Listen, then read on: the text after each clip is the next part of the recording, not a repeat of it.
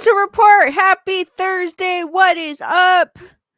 Wendy, Tammy, Kimberly, Matthew with the hello.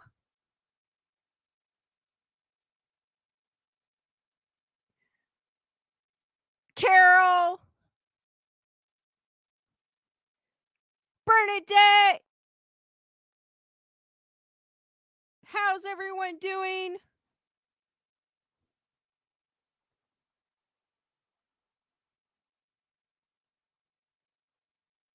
What are you guys doing? Or how was your day today? Lisa Boo with Project Metal Music says A up.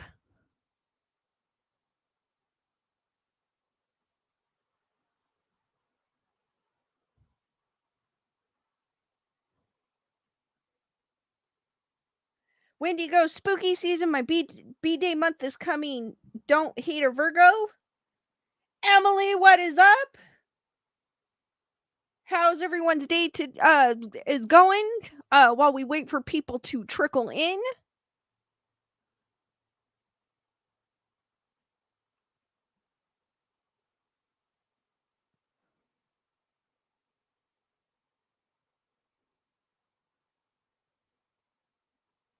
Tammy, what is up?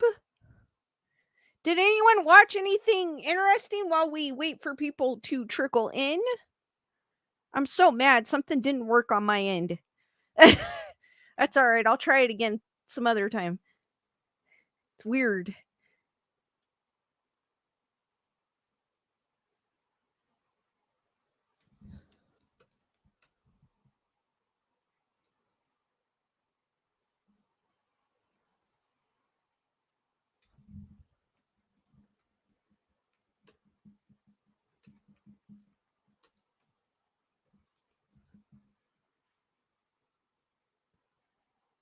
Anne, how's it going?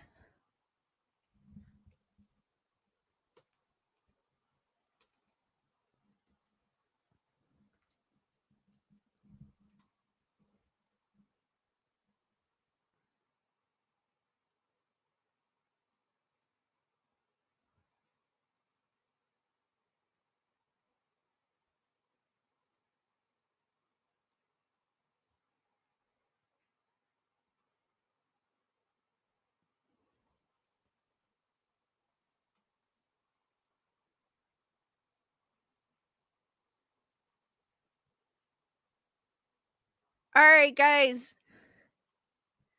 Lisa Boo, thank you for gifting 1 membership. Welcome, Benny Ben, to the Wolfpack, and hearts for Lisa Boo. Thank you, Lisa Boo. Delea Lux, what is up? Kimberly's ready for the Goatman.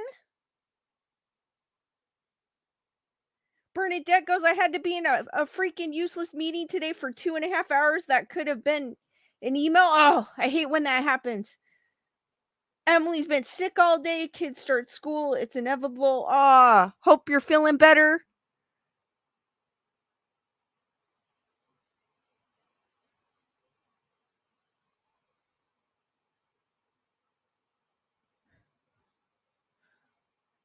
That always sucks, especially when it's kind of summer-like still.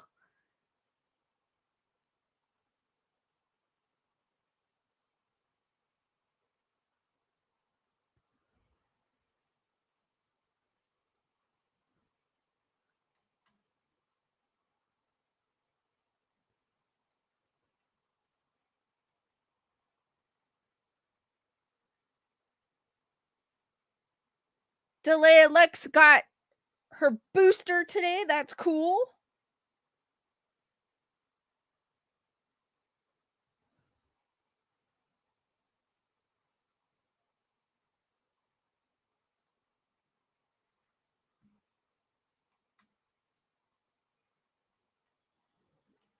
All right, guys, while we're waiting for people to trickle in, if you guys are wondering where to stream Trap online, Bernadette's asking how was my day was pretty good actually. I got some things done, which is always good.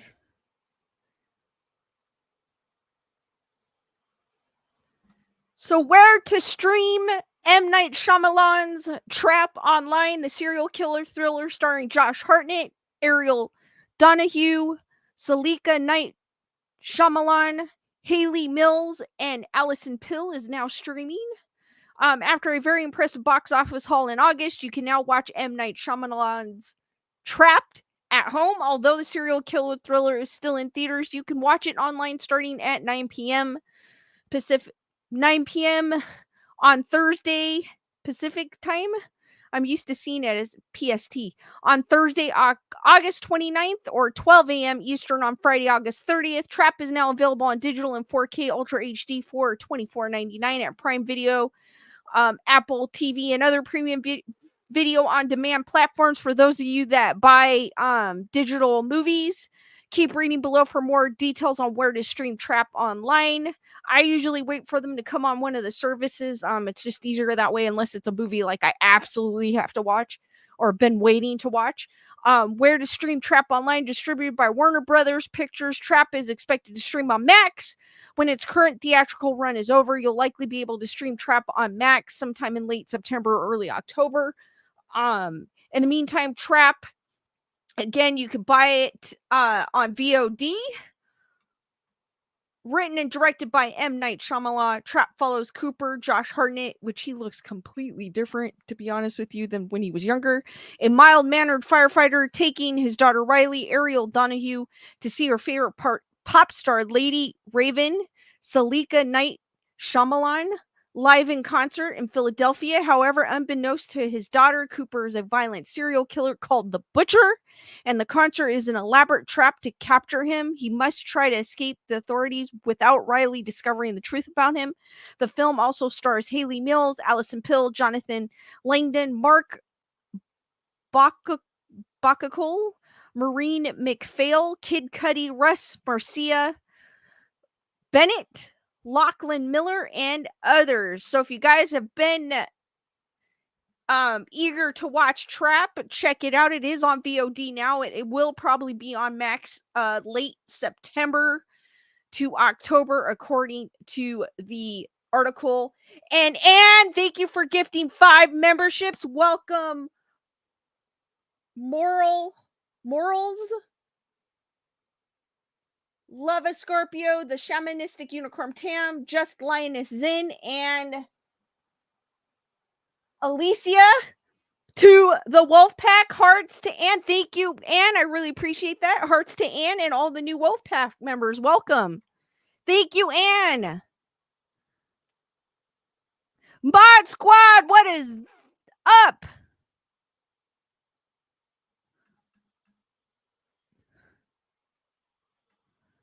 Also, too, while we're waiting for people to trickle in, this was kind of in the news today. It's not really, I mean, I guess it's kind of horrific. That I wanted to share before we get into the nitty-gritty. Wells Fargo employee found dead at office desk 4 days after clocking in. I found this kind of disturbing. Like, how do you not know?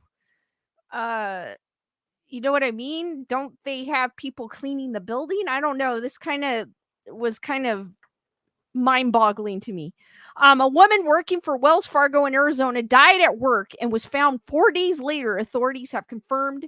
Denise Prudhomme, 60, last clocked in at the Wells Fargo and Temp at 7 a.m. on August 16th.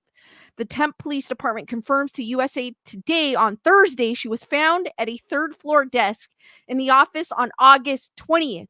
So my thing is, if she didn't show up,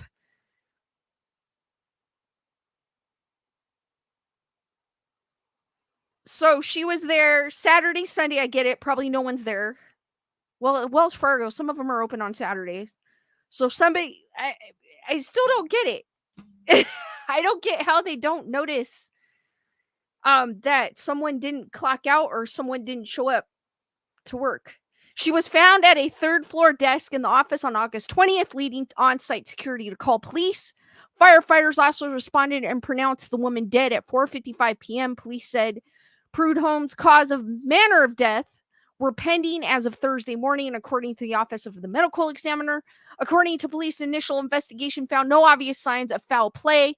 An investigation is ongoing and authorities are interviewing employees at the Wells Fargo location to get more information. Wells Fargo workers reported smelling a foul odor, but thought it was an issue with the plumbing. Local television station KPNX reported citing an unnamed employee. At least one employee told the outlet they wondered why Wells Fargo didn't formally address workers about the woman's death initially. Most Wells Fargo employees in the office work remotely, but the building has 24/7 security per KPNX. Okay, so they're mostly remotely, but still, that's what I'm saying. Isn't there someone that cleans the office? It just makes no sense. Wells Fargo said in a statement to USA Today that the company had to communicate with Prude Homes. I apologize if I'm butchering the last name, family, before speaking to employees. The company added that she sat in a very unpopulated area of the building. In a statement to USA Today, Wells Fargo said the company is saddened by Prudhomme's death. We are deeply saddened by the loss of our colleague, Denise Prudhomme. Our thoughts are with her family and loved ones, and we are in contact to ensure they are well supported during this difficult time. We are committed to the safety and wellness of our workforce. Counselors are available to support any employees impacted by this event. A previous statement sent by Wells Fargo to USA Today indicated the company would be reviewing its internal procedures. Yeah, guys, what do you think of this? I still don't get how nobody knew I still don't get it. It's mind-boggling. And thank you, Emily Parkinson, for gifting one membership, and welcome the Mod Squad. Hearts to Emily and the Mod Squad. Thank you, Emily. I appreciate that. Patrick, how's it going? Lisa Bugo, sad, but how they the article, I guess they don't have the information on how she passed yet. Maybe a heart attack? I don't know. It doesn't say. But Lisa Bugo's, how could it, that's exactly 4 days. I'm guessing, I mean, obviously the article did say it's mostly remote workers, but there are there's security there, and I'm assuming there's got to be a cleaning crew. There's got to be someone that goes through that building. It just makes no sense. And even the people that went through the building thought it was a plumbing issue. I have never been in that position. But I watch a lot of those true crime docs, and the one thing that the police officers or the investigators, they say that smell you do not forget, and it's unforgettable. So for me, even if I didn't smell it, I think I would know it was something bad, not just plumbing. But to each his own. Maybe I just don't get it. It makes no sense. And I feel for that woman. I mean, she was just there and no one noticed. Lisa Boo goes, there's a distinct odor I have smelled before. That's what I'm saying. What I've heard, I've never had, thank goodness. I'm hoping none of you ever encounter that. But what I've heard is that, like Lisa Boo has said, it is a distinct odor. Like, you do not forget that odor. Logical Spark, what is up?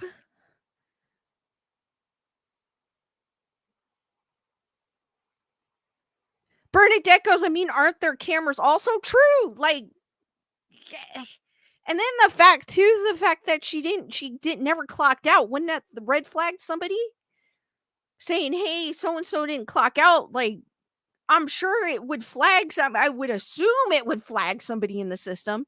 And then her not clocking in the next business day that she's supposed to schedule to work would have flagged somebody. You know what I mean? It just makes no sense to me. Patrick goes, nope, you never forget. I was a rescue worker during the Turkey earthquake 2 years ago. You never forget. Lisa Boo goes, I hope I never smell it again. Wendy goes, ever smell cancer or GI bleed? You don't forget. Carol goes, yes, it does have that unforgettable odor. The Mod Squad goes, the smell is bad. I've unfortunately smelled it 2 times. It's hard to describe, but something you'll never forget.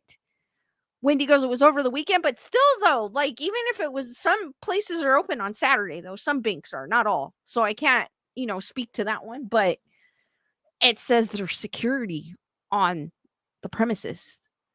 So you would think somebody would have swept through the I don't know. I don't I feel like somebody would have swept through the building at some point, even if she's in a non-traffic type area. Joanne Miranda. What's up, Joanne? A Wells Fargo worker was found dead at her desk, and no one discovered her for 4 days. Um, so, and they did smell a smell, but they assumed it was a plumbing issue, and also she never clocked out, and we don't know what she passed away from yet because the article has not said that yet. And then also, security goes on the premises. There's security. It did mention that. And her desk is in an area that's not high traffic, and it is a building where most of the employees are remote. But I'm assuming there's some that do come to the office, so it makes I don't know. I just feel like being normal procedures. I don't know about that building, but wouldn't a security guard sweep the area? I don't know. I don't know. It kind of baffles me with that one. I do feel sorry for her because it's like she was forgotten. It's sad. And then also to the article, it said like they didn't explain it to the employees right away, which I think they should have. Um, but Wendy goes, animals can smell illness and cancer. Carol goes, my mom had the cancer smell. It's sad. I mean, at least she was found, but I feel being there for 4 days is like I feel for the person that found her too, because that had to have been, rough. Wendy goes, change in protocol. This is deep for sure. They're gonna probably have someone sweep the building a few times. Logical Spark goes, I'll be in Buffalo, New York in October. Is there any cool haunted places you recommend? Actually, Logical, just do a Google search. I'm sure you'll find there's probably, especially in October, they usually have a lot of haunted tours. I know here they do. I'm not sure about New York. I know here in SoCal they do, but just Google, you may find some cool things. New York is full of haunted places, just like here, Los Angeles. So, and I'm sure there's other events as well. Logical Spark, you're going at a cool time. Joanne goes, oh my, that's bad. Must have really smelled. Security guards don't sweep. However, if cleaning were doing their job, she would have been found safe. Exactly. That's what I was thinking. I had mentioned that too, like a cleaning crew, like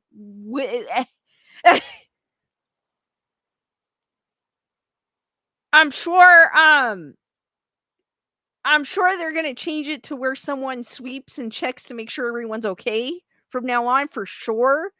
I can imagine how her family feels about that.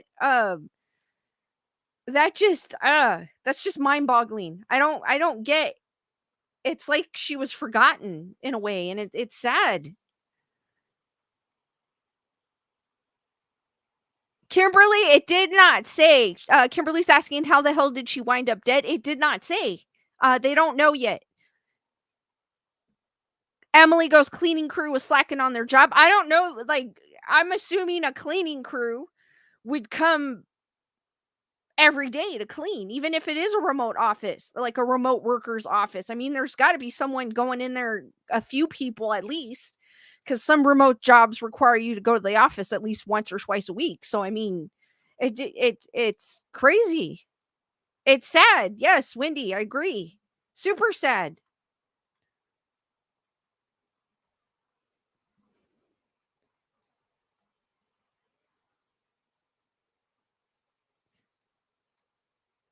My initial question was how. I don't get how that could happen to someone and you go for that long.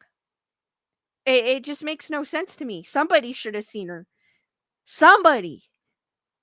I mean, obvious like I said too, I don't know if it flags them when someone doesn't clock out, but I'm assuming it does. Or I don't know if anyone is looking at, the hours. There's got to be something, I don't know. Something. And then she didn't come in the following day, so it's like well, obviously the next day was Saturday, but I mean the following workday, I mean I would if you didn't clock out and clock back in, wouldn't that flag someone too as well? So I don't Emily goes, an office building like Wells Fargo has a nighttime cleaning crew. Patrick goes, did anyone notice she didn't show up for work, but she was really there? Exactly. An employee, I think an employee is who found her. Probably just ran, I don't know, probably randomly went up to, probably was the one that had her desk, his or her desks on the third floor, and then probably noticed the smell and investigated it.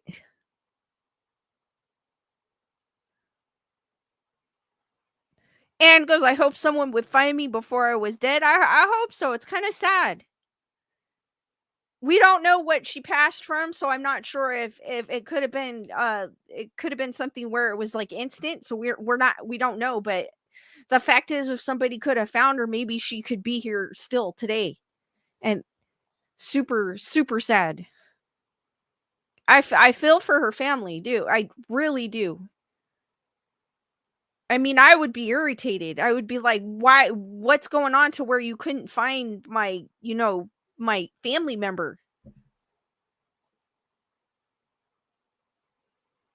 At least that's what I'm thinking. At least someone could have helped her maybe.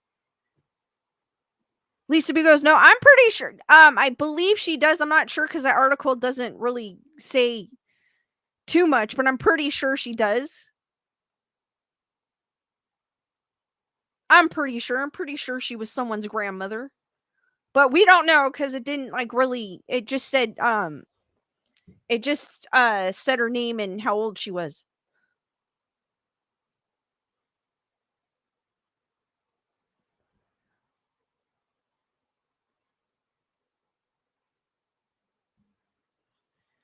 All right, guys, I've kind of been on and thank you for gifting 5 more memberships.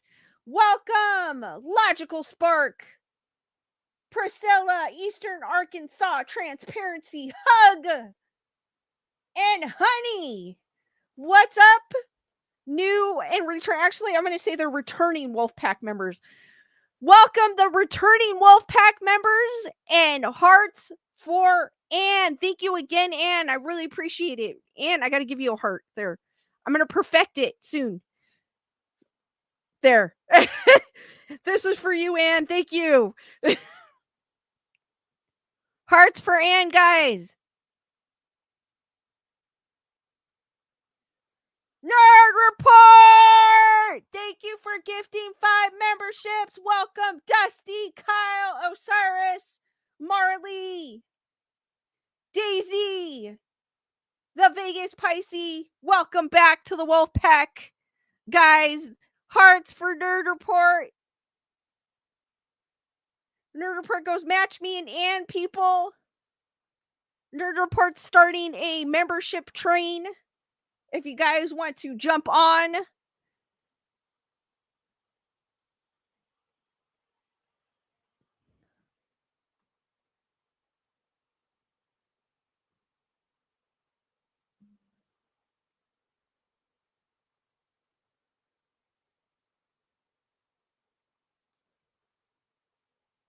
or hype train as they call it on Twitch. Still learning all the things on Twitch too. Nerd Report goes, or do one, I dare you.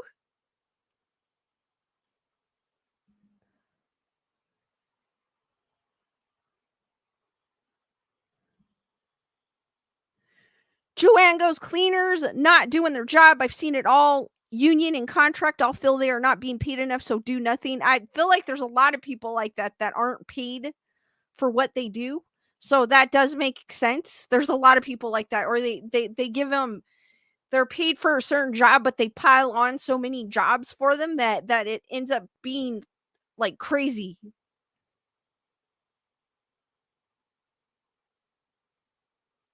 So I find that it's true. They probably were just um half-assing it, I guess, and not going completely through all the floors because they were like, well, it's a remote office. No one's going to be here. No one's going to notice. Anne is asking, did you know about the blue bee? No. And guys, when you get a chance, don't forget to smash that like button. I am also streaming on Twitch, so if anybody out there on Twitch land as well. I was trying to stream to Rumble, but it didn't work, so I got to see where the settings are. I have the settings wrong. I'm so mad.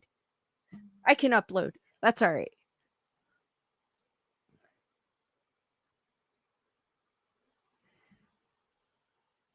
All right, guys, as I was saying, I'm on a little cryptid kick. I've been talking about cryptids lately. I'm kind of fascinated with them. Actually, there's a lot of them I didn't know existed. I talked about you know, pretty much like the normal ones, like the Mothman. I've heard of Bigfoot, Loch Ness monster, those, but I'm finding different ones I've never heard about. Thank you, Aunt Wendy, for your super sticker of the lemon hearts for Wendy, guys. Thank you, Wendy. I really appreciate that.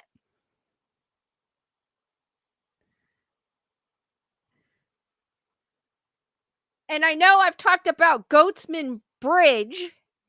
And so when I saw this, I was like, Goatman, isn't that like the same thing as the Goatman Bridge? But it's not. It seems like it's something completely different.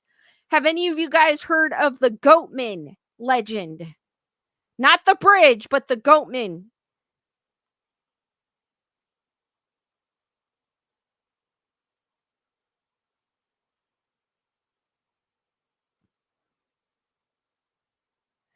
Joanne goes, is it the Goatman from Saturday Night Live?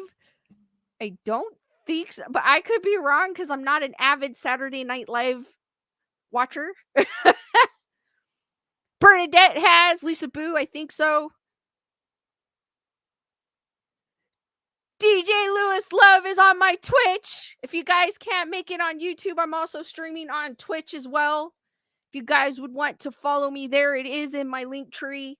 I also have a Rumble as well. I didn't get that working. I gotta look to see where I went wrong with that, but I am on Rumble as well. Let me get the link for you guys if you guys are more of a Twitch person. I am on Twitch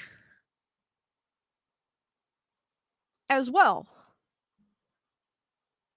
But also, oh no, I hear me twice because like.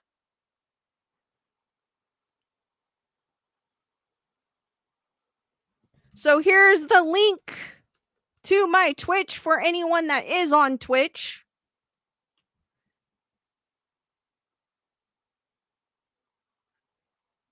And then I will link my Rumble as well.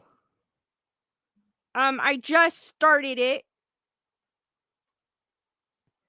And because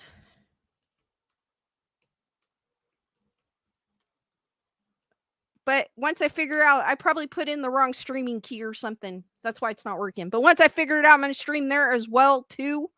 I've noticed YouTube is being peskier and peskier. That's why I've kind of been careful with what I show here on YouTube because if you share a video, someone can easily, they get flagged that you're using their video and they can easily dispute it and you could get a strike against you because of it. And I know it's happened to Nerd Report, so I've been very careful with videos. So if you've noticed, I haven't been showing a lot of videos. That's the reason why. But I don't know. It could happen to anybody because I do not own this platform, so it can happen to anybody. And I do know that other YouTubers show videos, but I'm not going to take that chance because It's something it's something that I worked hard on, and I don't want to lose it because somebody doesn't like what I'm doing. Lisa Boo goes, every time I hear rumble, I think get ready to rumble. Lewis Love goes, we have 5 people here on Twitch. So I did drop the link to my Twitch and Rumble if you guys want to follow me there. I'll probably just upload to it until I figure out how I can stream to it because it didn't work. Thank you, Joanne. If you missed the links are in my link tree as well. And thank you, Matthew. I appreciate that as well. And that's just in case something happens to me here, you will have another place to find me. I know you guys, obviously a lot of you are on my Discord as well and my Telegram. That's also another place you can find me. But just in case something happens, you guys can find me.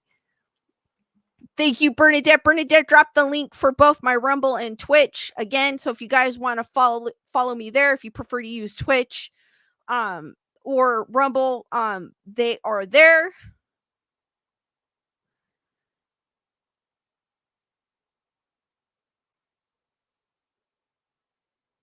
Or if you happen to be on Twitch and I happen to go live and you don't want to switch apps, there you go too.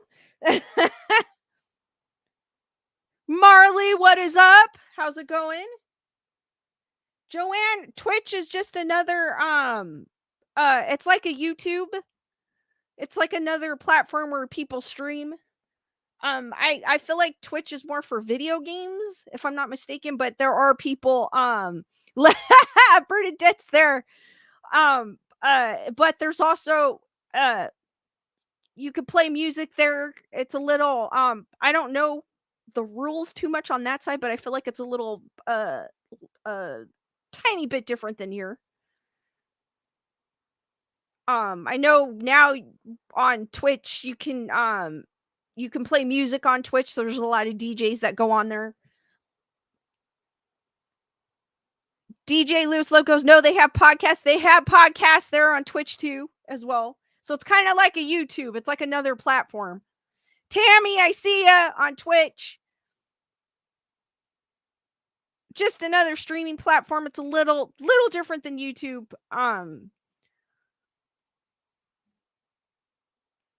Because you could see people actually live music. You can see people just talking. There's all kinds of things on there. There's people playing video games. There's people with their cats, like whatever. It's kind of cool over there.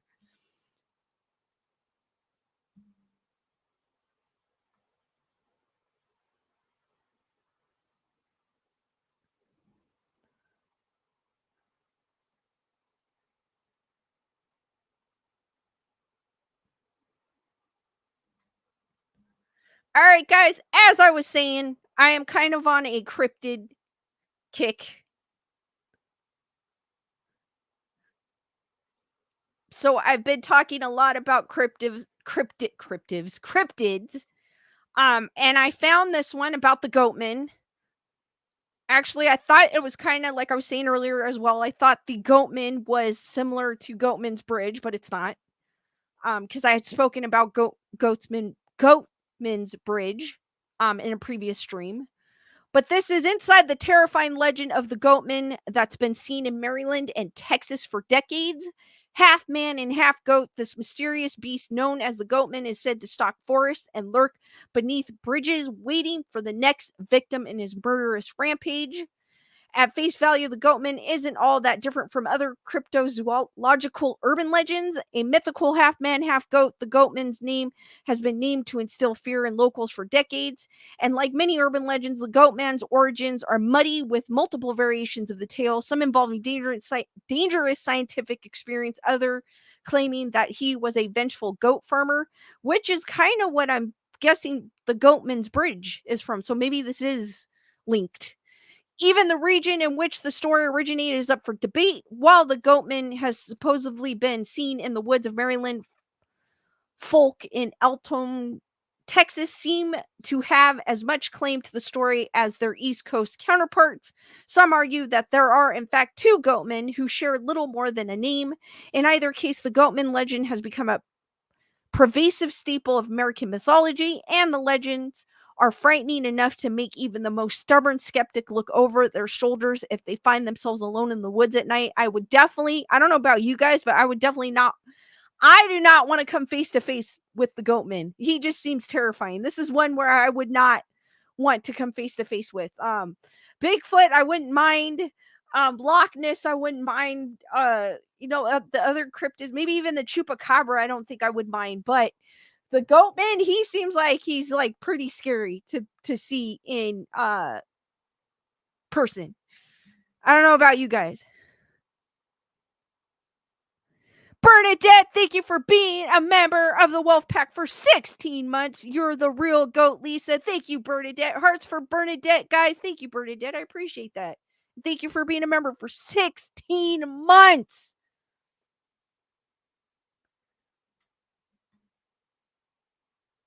The Goatman of Prince George's County, Maryland. While Maryland's Goatman was allegedly first spotted in 1957, when some people claim to have seen a giant hairy monster in Forestville in Upper Marlboro, the Washingtonian reports that one of the most popular legends involving the Goatman began on October 27th, 1971, with an article in Maryland's Prince George County News.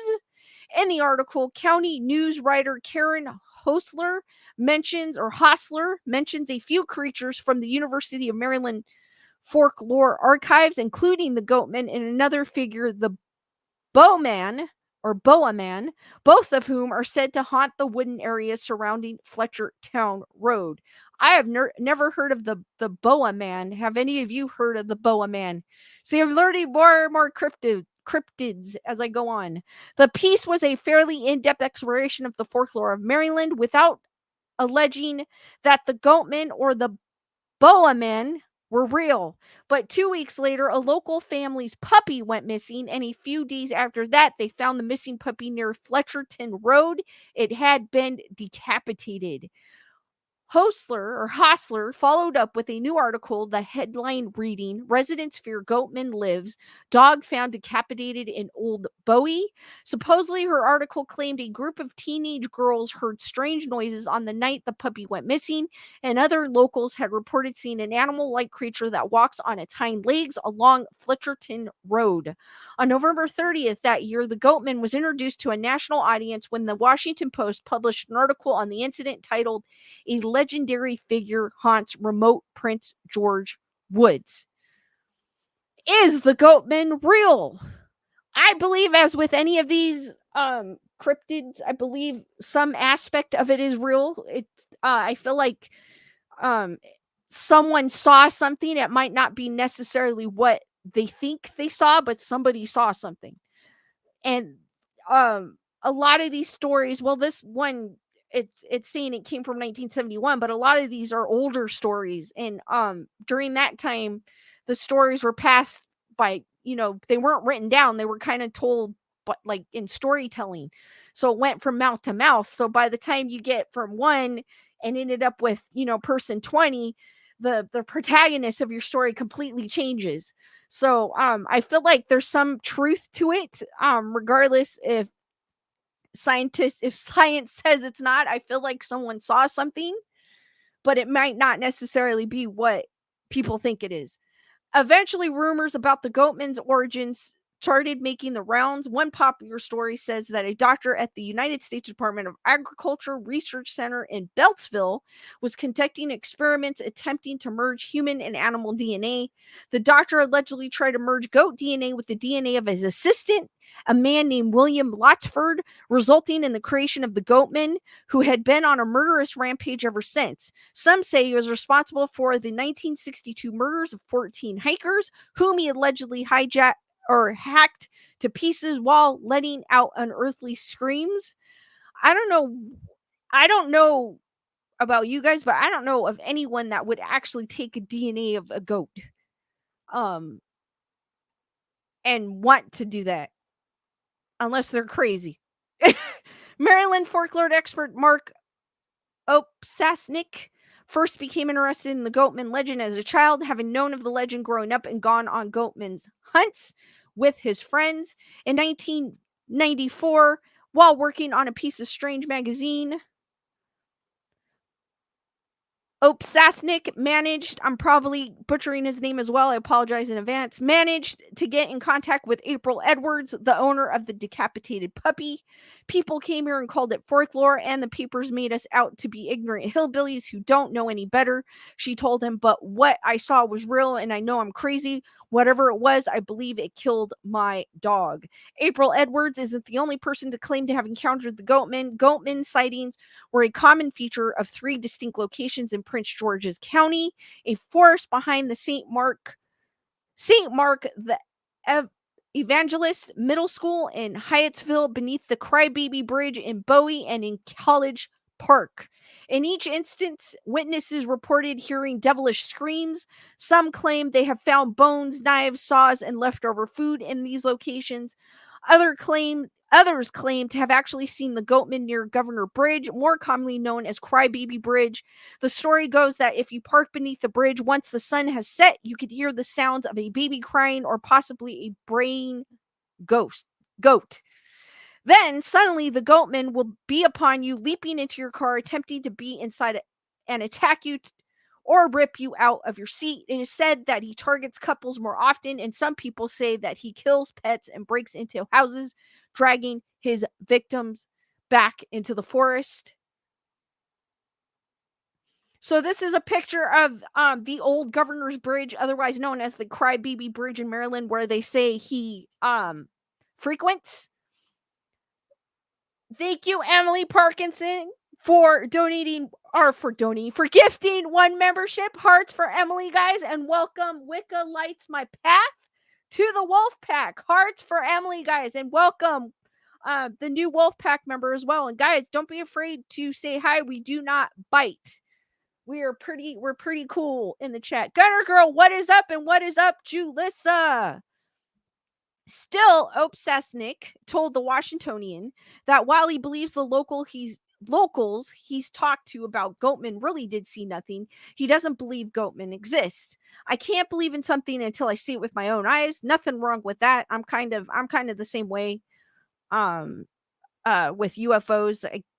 I want to see one. I am jealous of people who have seen one, but I don't blame him for being that way. I know there's a lot of people like that. Anything is possible in this world. Maybe there is a half man, half animal creature out there. For its part, the United States Department of Agriculture Research Center has shot down the rumors that Goatman originated there. We just think it's stupid, spokesperson Kim Kaplan told Modern Farmer in 2013. Don't you think he would have retired by now, she added. Is his great-grandson a Goatman? Is he collecting Social Security? How do we know the Goatman's a person? He could be like a vampire where he lives forever. We don't know. But Maryland is not the only state where locals speak of the Goatman. The other Goatman lives further south in the town of Alton, Texas, and his story is one of the racist. So I do believe it is connected, and his story is one of the racist intolerance that has haunted the area for almost a century. The legend of the old Alton Bridge in Texas. In mid-19th century, Alton, Texas was a small town that served as the seat of Denton County. It sat on a high ridge between Pecan Creek and Hickory Creek, but despite being the county seat, no public buildings were ever built. In fact, according to Legends of America, the only residents in the area belonged to W.C. Baines, whose farm had existed since long before Alton's new designation. As a result, Baines hosted many public discussions in his yard until November of 1850, when it was decided that the county seat would move to a new location. The new location kept the name Alton, and within a few years was populated by a small citizenship, a blacksmith, 3 stores, a school, a saloon, a hotel, 2 doctors, and a few lawyers. In 1855, the town welcomed the Hickory Creek Baptist Church, which remains there to this day. The old Alton Bridge, constructed in 1884 by the Ohio-based King Iron Bridge and Manufacturing Company, also known now as Goatman's Bridge. So it is connected to Goatman's Bridge. You can tell that I don't completely read the articles before I talk about them, so I apologize, guys. I have a tendency to do that. I did skim through it, but I didn't read the whole thing. Unfortunately, Alton didn't remain the county seat for long, and by 1859, most of the residents had packed their bags and moved to the new seat, Denton. If it weren't for the construction of the old Alton Bridge in 1884, the town would have likely been nothing more than a footnote in history. However, most people know the old Alton Bridge by another name, Goatman's Bridge, which I have heard of. This Goatman, however, did not live his life as a half man, half goat mutant. He was, according to the local legend, a perfectly normal black man named Oscar Washburn, who happened to make a living raising goats. Washburn was actually a fairly successful businessman. That's why I didn't know that this Goatman, if they were talking about Goatman's Bridge, because it's a completely different story. Washburn was actually a fairly successful businessman and had become so popular among the locals that they started referring to him affectionately as the Goatman. Washburn, too, it seemed, took a liking to the moniker. One day, Washburn put up a sign near the old Alton Bridge that read, "This way to Goatman." Unfortunately, this drew the ear of local Ku Klux Klan members who hated to see a black man be successful. In August of 1938, the KKK members got in a car, drove to the old Alton Bridge, and turned off their headlights. From there, they walked to Washburn's home and dragged him to grab the Goatman to the bridge, where they tied around his neck and threw him over the edge. The legend goes that when they peer over the edge to see if Washburn was dead, they saw nothing but rope. Washburn's body was never seen again, and they weren't done though. They returned to Washburn's home and unalived his entire family. Now, if the tales are to be believed, it is said that anyone who drives across the Goatman Bridge at night with their headlights off will find him waiting on the other side. Some say they see only a ghostly figure of a man herding some ghost. Others say the Goatman stares him down, a goat head under each of his arms. People have also reported seeing a half goat, half man figure, hearing the sounds of hooves on the bridge or inhuman screams and laughter coming from the forest and creek below, or seeing a pair of glowing eyes at the end of the bridge. It's hard to say how much of the Texas Goatman's legend was true. Historical records don't show that an Oscar Washburn ever lived in the area, but the story has certainly been powerful enough to draw people to the old Alton Bridge to find out for themselves. Guys, what do you think of the Goatman, and would you want to come face to face with him? I don't think I want to come face to face with either of them. The one in Maryland or the one in Texas. Lisa B goes, it reminds me of the Billy Goat Gruff children's tale. Wendy goes, goats are so majestic. Julissa goes, goat tacos. Yum, that's what traditional birria is made with. Oh, cool. I did not know that. That's kind of cool.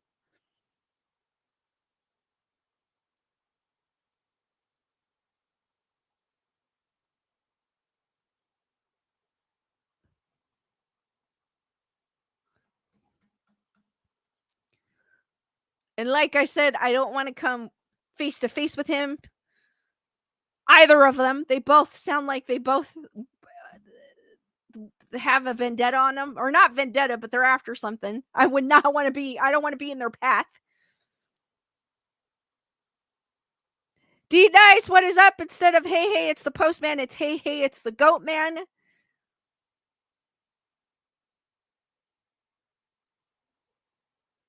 Julissa goes, no, I'll pass. I'm the same way. I'm like, no. Either of them. Both stories, they're menacing.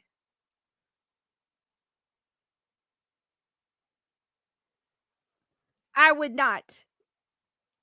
And he's creepy looking too. It's not like, I don't know, it's not like Bigfoot, though Bigfoot would be creepy looking to look at too, but Bigfoot, I wouldn't mind coming face to face with Bigfoot or the Loch Ness monster or the chupacabra. Those don't, I don't know, those seem very docile compared to the Goatman. Matthew goes, why? I said the Goatman needs a troll girlfriend. If he messes you, she will give that Goatman a real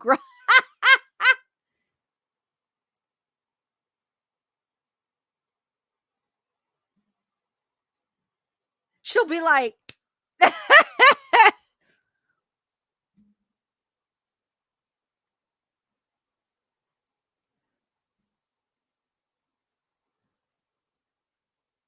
But this Goatman, I guess I did not know there was a Goatman in Maryland, but it did refer to the Goatman of Goatman's Bridge. Jen can't be worse than my ex. Bernadette goes, now I'm thinking of the Goatman from Narnia. I don't think anything from Narnia is scary though. Because I feel like Narnia is like more like a I don't know, kind of like a fairy tale type of atmosphere. But then a fairy tale aspect can be scary too. You can make it scary.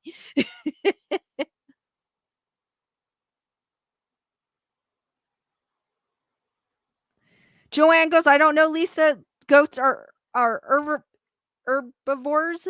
The others aren't. True. But then but the story of the Goatman though.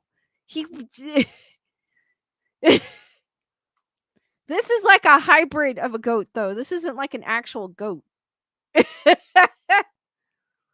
I mean, one legend says that a scientist injected his assistant with the DNA and the guy went mad. And then you have the story about the uh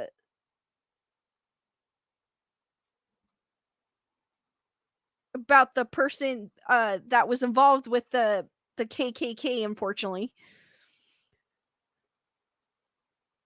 And then if you go on the Goatman's Bridge with your lights off, so note to people who ever are in the area of Goatman's Bridge in Alton, Texas, do not drive on the bridge. I don't even think you can, but do not go on the bridge with your lights off. I don't think you could go on that bridge, if I'm not mistaken. D Nice goes, I didn't realize the Goatman was James McAvoy until this year. It's like me. I'm a huge fan of Bram Stoker's Dracula, right? And I've seen that movie over a gazillion times. I'm going down a rabbit hole. I apologize. I've seen that movie a gazillion times. One of my favorite, love Gary Oldman as Dracula. Seen it a million times. Keanu Reeves and Winona Ryder, some of the acting was a little, but Anthony Hopkins is in it. Of course, he plays Van Helsing. I knew that. But he's also, I was watching it the other day, or the last time I watched it, and I noticed he was the freaking priest at the beginning of the movie as well. And I was like, I've watched this all this time, and I never knew he was the priest at the beginning that married them.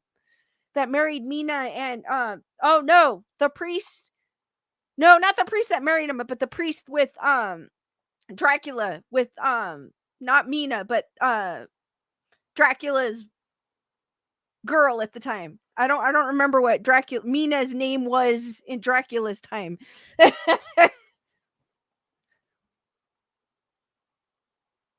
Bernadette goes, you could walk on the bridge. Speaking of Goatman's bridge, but not drive on there anymore. So no turning off your flashlights. There you go. Lisa Boo goes, Gary Oldman was awesome as Dracula. Oh yeah, after seeing that, he's also, it's funny too, Gary Oldman's also my favorite character in Harry Potter. He played Sirius Black.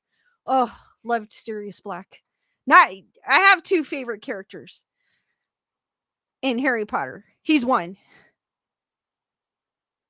Joanne goes, I prefer to be Goatman than Bigfoot, although they probably both stink really, really bad. Probably. They probably do. Jen goes, I've been wanting to watch that again. It's been a long time. Go for it. I'm not sure. It's usually one that is not usually on a streaming service, but usually during Halloween it is somewhere. Emily goes, Brothers Grimm is a good movie. Bernadette goes, just take one of those toy cars you could drive. Joanne goes, Snape is my favorite Harry Potter character. Emily goes, I loved talking about Gary Oldman's character in Harry Potter. Wendy goes, I drive a toy car. Also like Lupin. I liked him. He was the werewolf that hated being a werewolf in Harry Potter. If you guys know Lupin, Professor Lupin, he was my favorite character in the book. and he hated himself because he was a werewolf.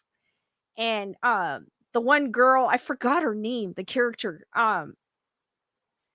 she loved him, but he couldn't accept the fact that she loved him for who he was. And he goes, "You can't love me. I'm a monster." It's kind of like, if you think of it, it's kind of like Twilight in a way, where Edward thinks he's a monster, but Bella didn't care. She loved him anyways. Invisible Rose, what is up?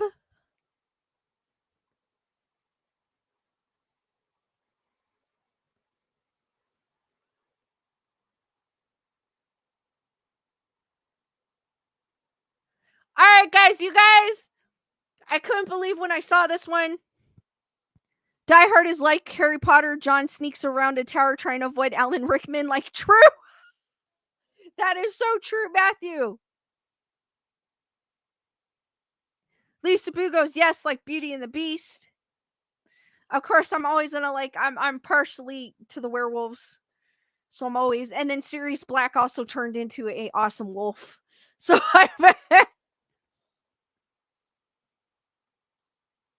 Mad-Eyed Moody was cool too, Joanne.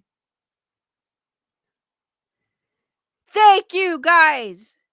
Invisible Rose, thank you. Bernadette, thank you. Her name was Nymphadora Tonks, thank you. And like her hair would change colors. She was a cool character too.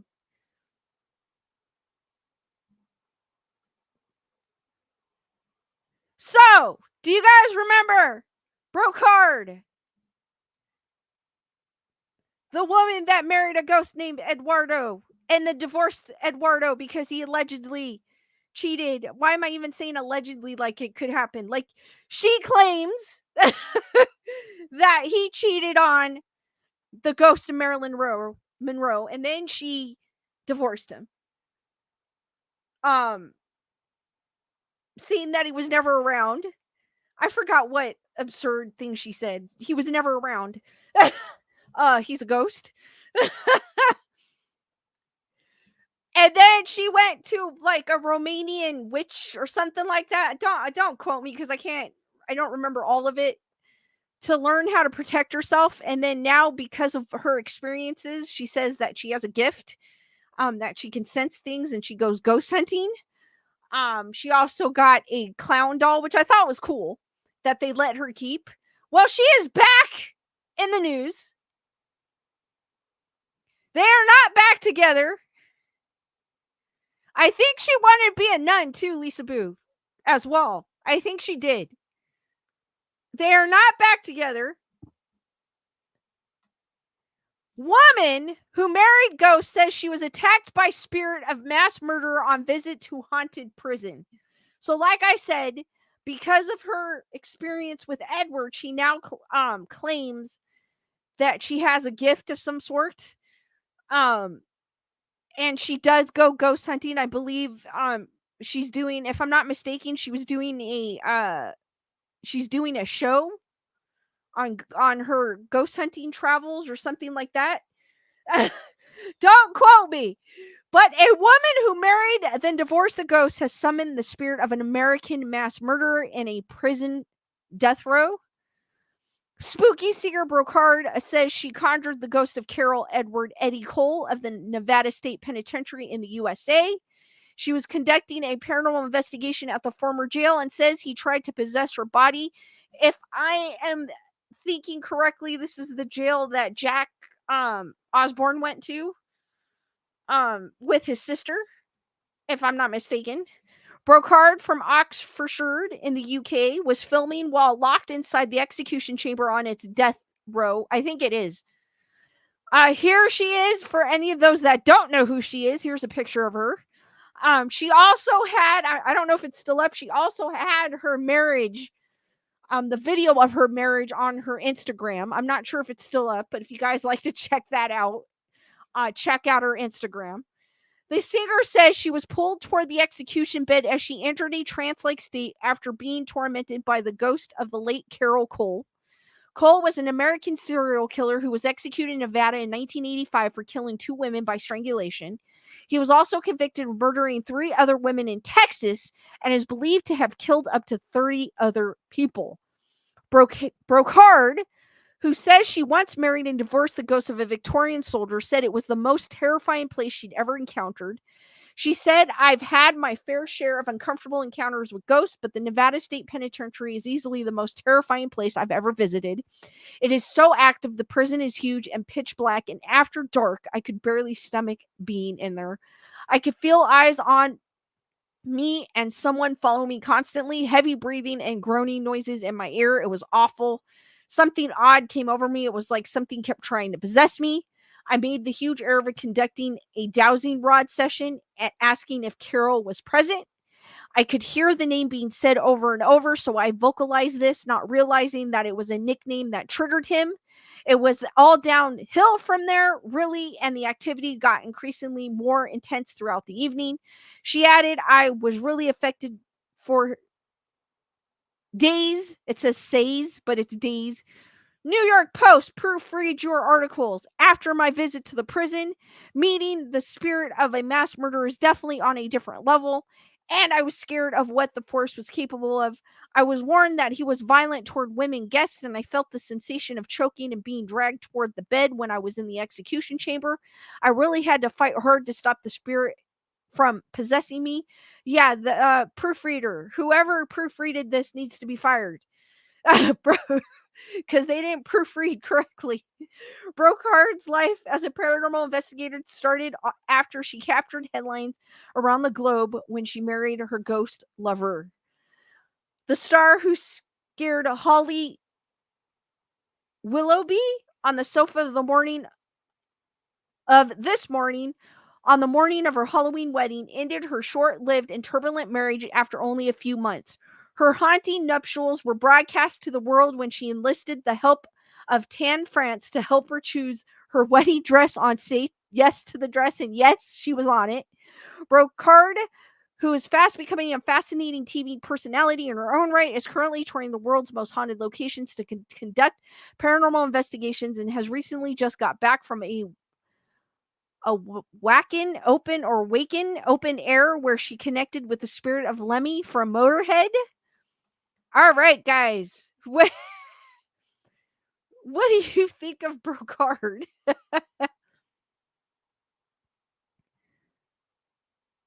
Chris!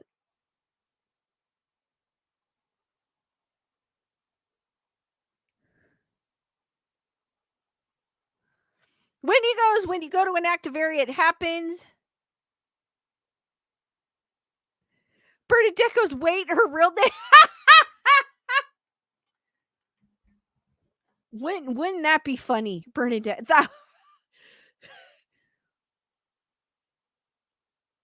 Emily goes, isn't James Wan doing a new creature from the black? Yes, he is. I don't think it's a movie. Hold on. I'm going to go down a rabbit hole, guys. He is.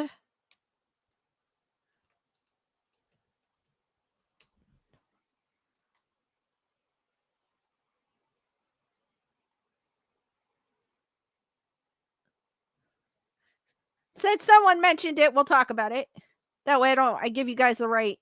Creature from the Black Lagoon remakes in the works from James Wan. Aquaman director James Wan is returning to the sea for his next feature film. He's developing a remake of Creature from the Black Lagoon and is in early talks to direct for Universal Pictures. The project is described as a grounded, modernized retelling that leans into visceral horror whilst paying respect to the original classic. It's been 70 years since The Creature from the Black Lagoon first graced the big screen in the 1954 adaptation directed by Jack Arnold and starring Richard Carlson and Julia Adams. Over the years, several directors, including Guillermo del Toro, have tried to reboot the black and white monster movie about a group of scientists who encounter a prehistoric monster in the Amazonian waters, but none have gotten off the ground. Creature from the Black Lagoon is Universal's latest attempts to mine its vast catalog of classic monsters for theaters after the studio's experiment to fashion a monsterverse flamed out with Tom Cruise's box office disaster The Mummy. It opted to focus on standalone features rather than an interconnected dark universe. So far, the outcomes have been mixed. Universal found critical and commercial success with 2020's The Invisible Man, which it was a good movie, but for me, it wasn't an Invisible Man movie. Starring Elizabeth Moss, which grossed 143 million worldwide on a 7 million budget. Yet, Renfield with Nicolas Cage, it says Holt, as Dracula's unhinged henchman was a major misfire with 26 million globally. I still have not seen that. I need to watch it. A remake of The Wolfman featuring Christopher Abbott is currently in the works for studios. I don't know how I feel about this. I'm looking for originality and not remakes. I mean, I hope they don't use CGI. I mean, I know there's some places you have to. Because I know Christopher Nolan, he's big on not using CGI, but he does it tastefully. I don't mind CGI if they do it tastefully, but if it's just I mean, to give that movie what it deserves, don't make the creature from the Black Lagoon CGI. It's got to be a guy. It literally has to be an actual person in a suit, and it's got to be done, but tastefully. But I don't, and I get why they're bringing, they're trying to remake older movies to bring it to this generation, but it just, Kyle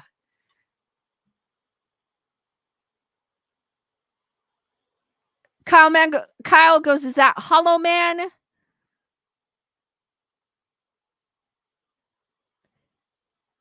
It was basically, it was a great movie, the Invisible Man movie, like I said, but if you think about it being an Invisible Man movie, then it sucked. But outside of it, not if you weren't thinking it was an Invisible Man movie, then it was a good movie. In my opinion.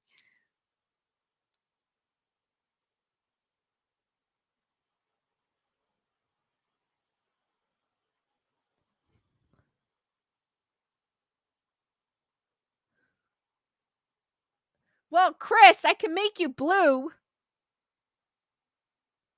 for time being to help you out.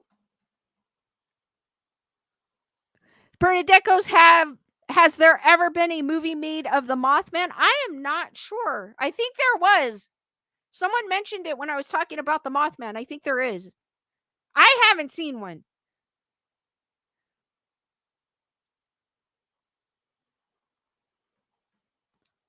I think it's you two being pesky.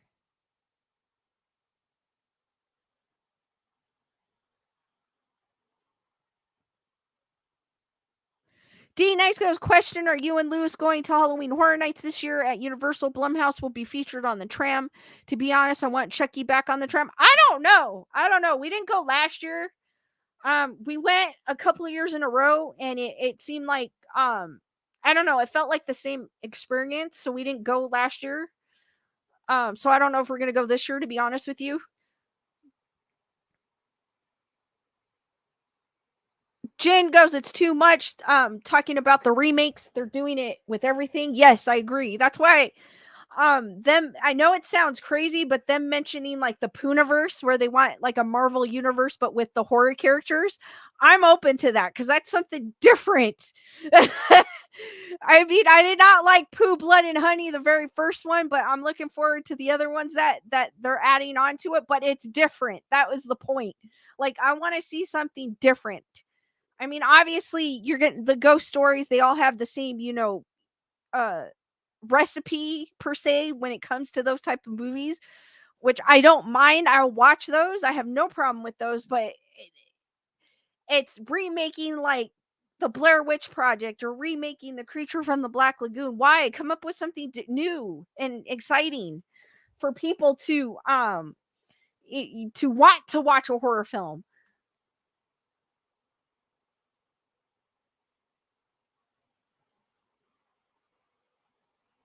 Logical Spark says, yes, there is. Mothman Prophecies. It came out in 2002.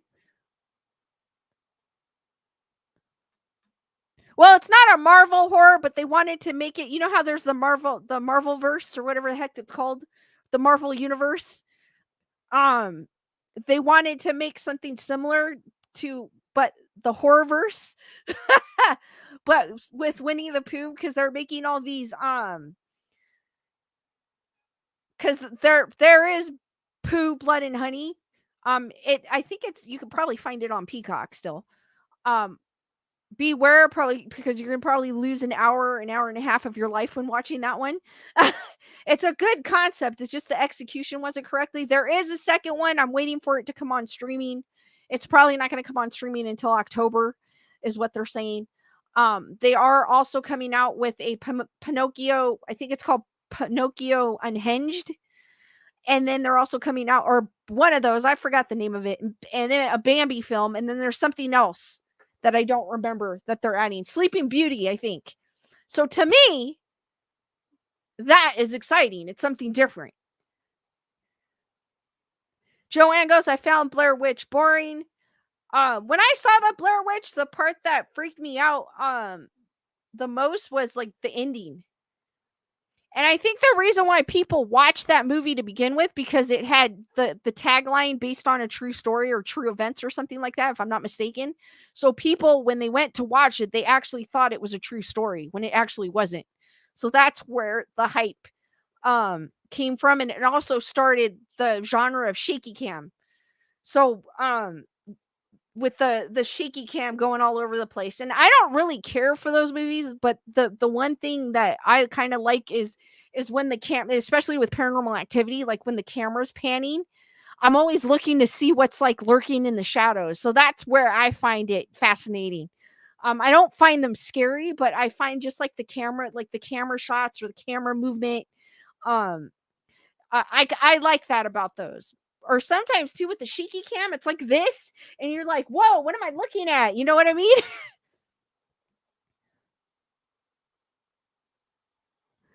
D Dice goes, no, it's still funny to me because the man was peeing on the wall and she just screamed. Julissa goes, the Blair Witch Project was entertaining because it was different. True, it was. It was the first. I don't think there was. I could be mistaken, guys. I think that was the movie, like I was saying, that started the shaky cam kind of genre in the horror in horror.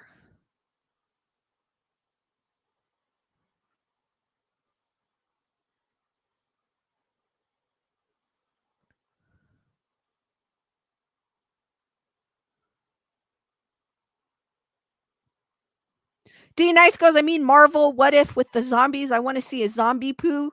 That would be cool too, D Nice. Or a video game.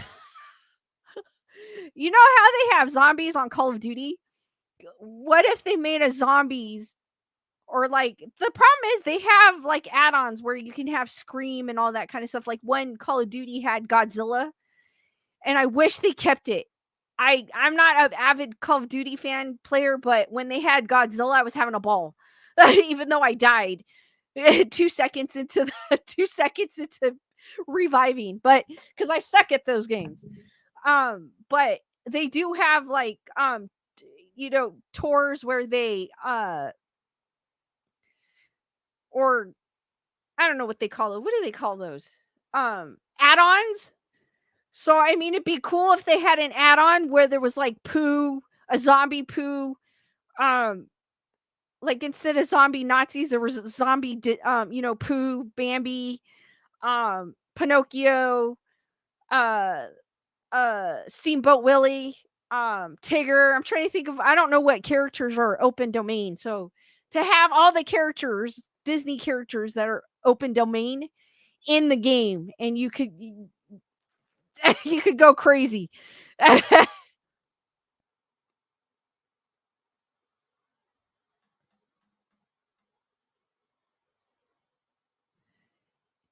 Kimberly, thank you. MCU. You could tell I'm not a Marvel fan. Or Or a zombie Godzilla. That would be cool too. Oh my god. It's like that would be so cool.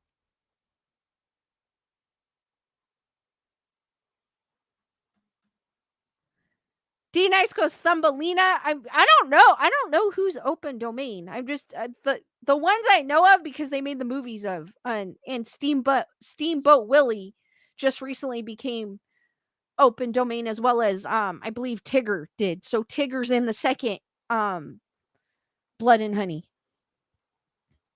Wendy goes, "What game lead?" Oh, I wish I'm just saying that I wish there was a game like that. But there is a game where you could shoot zombies and it's Call of Duty. They're coming out with a new one. And I suck at it, but it's fun cuz it's fun.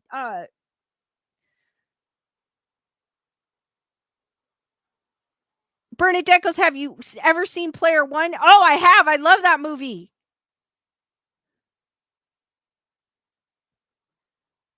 D Nice goes Steamboat Willie. I might have said butt, and I don't know if I did or not. Oh well. Yes, Bernadette. I've seen Ready Player One. It was that's like a nostalgic movie.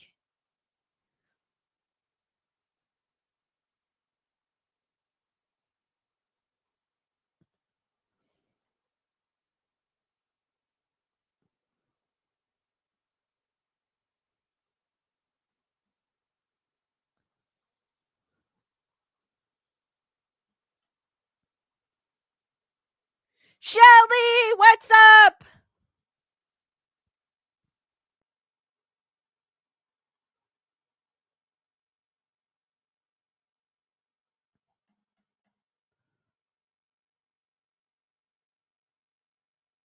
Joanne goes, "I went on a ride at Canada's Wonderland, Halloween haunt, shooting zombie. That is cool."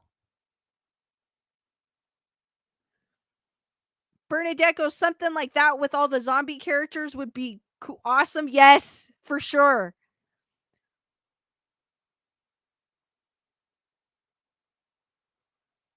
Matthew knows the owner of the Christine Plymouth they scanned for the series in Ready Player One. That is super cool.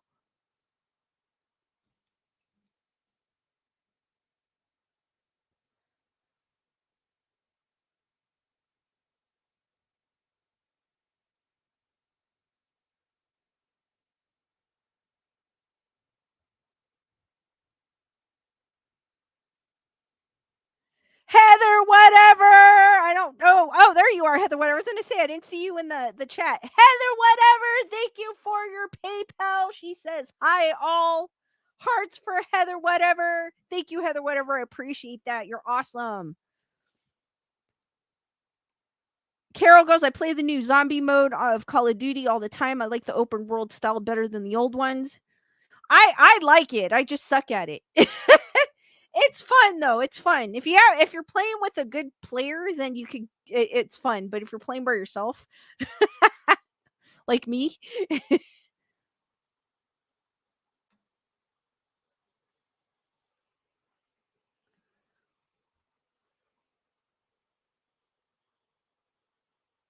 D Nice goes, "Betty Boop will be in public domain in 2026." You know, there's somebody already writing a screenplay for a horror movie about her.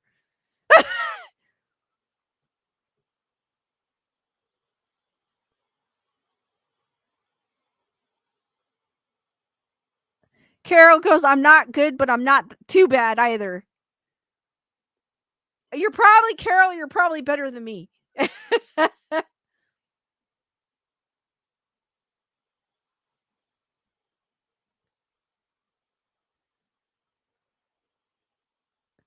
Bernadette goes, "Betty Boop versus Jessica Rabbit."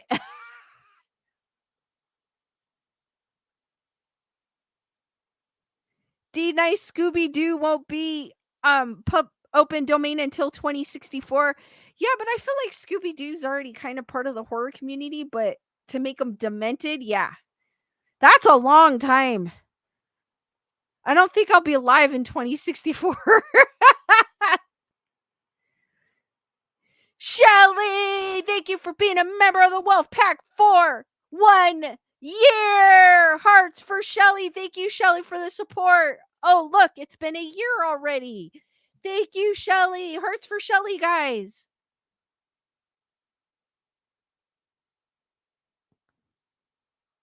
Matthew goes, a good zombie game redone version called Lollipop Chainsaw. I think I've heard of that one, Matthew. It sounds familiar.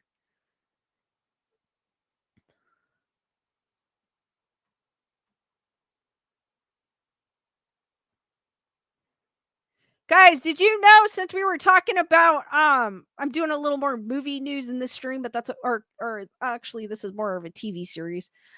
Did you know they are making a prequel, cuz we were talking about all these remakes of Rosemary's Baby called Apartment 7A? I heard about this, but I didn't really follow it, but they are Apartment 7A trailer. I have not seen the trailer yet. I'll probably watch it after the stream. I should have watched it before. Unveils the chilling backstory to Rosemary's Baby. Have any of you guys seen the trailer to this? Bernadette has not seen the first one. A trailer has been released for Apartment 7A, a psychological thriller confirmed to be a prequel to the 1968 horror classic Rosemary's Baby. I don't mind prequels as long, like I said, as long as they're done tastefully. Because sometimes they do prequels and sometimes they don't follow the movie, the actual movie. And I get or connect to the actual movie is what I mean. Directed by Natalia Erica James, known for The Relic, the film will debut on Paramount Plus for those of you that have it on September 27th with a simultaneous digital release. The movie follows Terry Gionafrio, played by Julia Gardner, a young dancer who suffers a career-ending injury and is taken in by an older couple at the Bramford, a luxurious apartment building in New York City. Set in 1965, the story explores the events in the Bramford before the arrival of Rosemary Woodhouse, the main character in Rosemary's Baby. The screenplay, originally written by Skylar James, was revised by Natalie Erica James and Christian White. The cast includes Diane Weist, Jim Sturgis, Kevin McNally, and others. Apartment 7A was produced by John Krasinski, Allison Seeger, Michael Bay, Andrew Form, and Brad Fuller. Brad Fuller is actually pretty cool. With Paramount Plus describing it as a fitting release for the Halloween season. That looks like a pretty cool poster. I don't know how I feel about that one. Shelly, thank you for your super chat. I can't wait to see that. I saw the original, like Lisa Boo, a long time ago. I do remember it though. I watched it one time because I was like, I've never seen Rosemary's Baby, so it's like a psychological. I call them mind f's because they f with your mind. It's like a psychological type horror. Like mind f's. Is the only way as I can describe them. It's pretty cool. It's probably not my favorite movie, but if you guys haven't seen it, it is a classic. I don't know how I feel about a prequel, but if it's done, we'll just have to wait and see and watch it.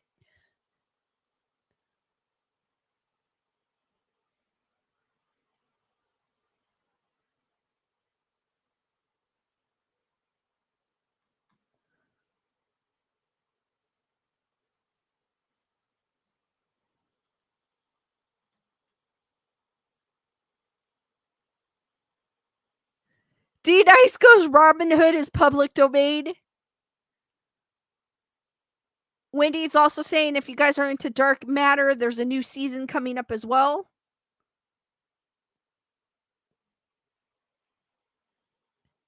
Speaking of New York, I know Logical Spark had mentioned going to New York in October. I did find this article I know he listed an article on Telegram, but I don't have access to Telegram on my computer. Stay at night in New York's most haunted hotel. My best friend is a paranormal skeptic. While I'm a believer now, don't get me wrong, I'll look for physical reasons why certain things might be happening. However, I don't dismiss the idea of paranormal at all. Some things just go beyond logical explanation. My best friend and I want to go ghost hunting together so that we can prove our beliefs to be true to one another. And what better place to test this out than the Shanley Hotel? This is the Shanley, not the Stanley. The Shanley Hotel in Napanoch, New York. Just because you rent a room at the Shanley doesn't mean you'll be staying the night. Over the years, visitors have reported rocking chairs seen rocking on their own, mysterious clock chimes, cold and hot spots, whistling, footsteps, piano music, voices, the laughing of children, even the aromas of cooking when no food is being prepared. Many have seen shadows and apparitions at the Shanley and report the feeling of being watched. The Shanley is known for being a paranormal hotel and was featured on TV shows like Ghost Lab and Ghost Hunters. For those who are brave enough to explore the hotel, refreshments served during ghost hunts investigations, that and continental breakfast with an overnight stay. The current Shanley was built in 1895 after a fire destroyed the original building, a summer vacation destination for New York City folk. It was a popular and bustling establishment. James Shanley bought the hotel in October of 1906. Friends with Thomas Edison and Eleanor Roosevelt, to drop a few names, Mr. and Mrs. Shanley were esteemed in the community and brought elegance to the hotel. James Shanley died in 1937, and his wife sold the hotel to Allen Hazen in 1944. After Mr. Hazen passed away, the hotel changed ownerships multiple times before being abandoned from 1991 until 2005, when Sal Nicosia bought it and began restoring the hotel to its original glory since. An interesting note is that Mr. Shanley and Mr. Hazen were born October 31st, which is Halloween, and died on the same days, different years. That is crazy. The Shanley has seen its share of tragedy. Mr. Shanley's sister-in-law died there, leaving her children to him and his wife, who gave birth to 3 children, all of whom died before 9 months. The hotel's barber's daughter drowned in the well on the property. Rumors of murder, and other deaths were reported throughout the years, so it is no wonder so many spirits still linger here. Known for the haunted Shanley Hotel package, it goes Catskills. Known for its paranormal occurrences, the Shanley is no stranger to strange. You could stay overnight in the haunted hotel, but it may be difficult to make it past the whistling footsteps, piano music, children's laughing, mysterious clock chimes, apparitions, and other haunts that pervade the hotel each evening. Many have seen shadows and apparitions at the Shanley and report the feeling of being watched. Oh, so it's saying what the packages are. The package is priced for 2 and includes an overnight guest room, public 4-hour staff-led paranormal activities from 8 to 12 a.m., free time to hunt and explore on your own, snacks, soda, bottled water, and coffee, continental break. Actually, this is kind of cool. Private group haunted Shanley hotel packages. The package is priced for up to 7 and includes overnight accommodations, private 3-hour staff-led paranormal activity from 7 to 10, free time to hunt and explore on your own, use of selected paranormal equipment, snack, soda, bottled water, coffee, continental breakfast, and 10% off the gift shop. Available dates and additional package details can be found on the booking link if you guys are interested and in the area. Even if you can't make it this Halloween season, that's fine, because the Shanley Hotel offers these packages year-round. That is actually, that's kind of cool. Like a cool package. Like they allow you to explore. So I think that is actually kind of cool.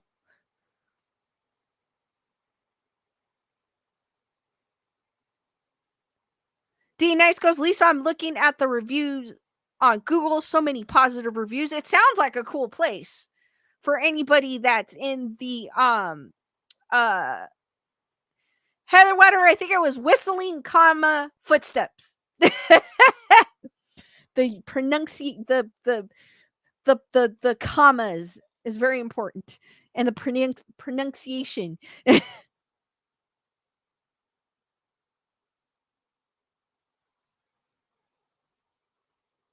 Lisa Boo goes, it would be cool architecture if anything.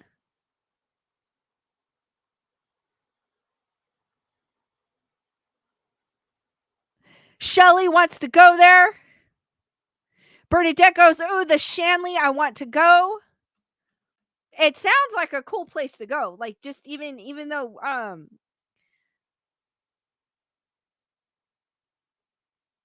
Bernadette goes, and I bet you don't have to sell your soul to record there either. No, it sounds like it's pretty. I mean, obviously you have to pay for the package, but they give you free roam, which I think is cool. They allow you to explore on your own. So that's kind of cool. The fact that they'll let you walk around and do your own thing. Carol goes, I'm curious of the pricing.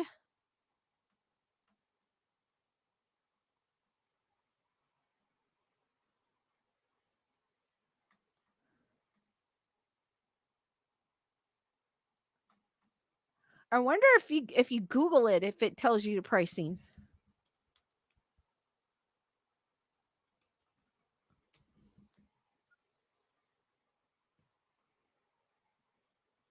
Let's see. I'm going down a rabbit hole. It's a beautiful building. Like, check that out.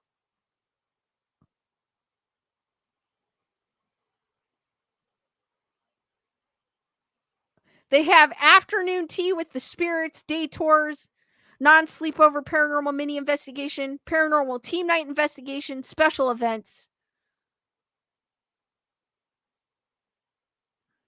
private investigations.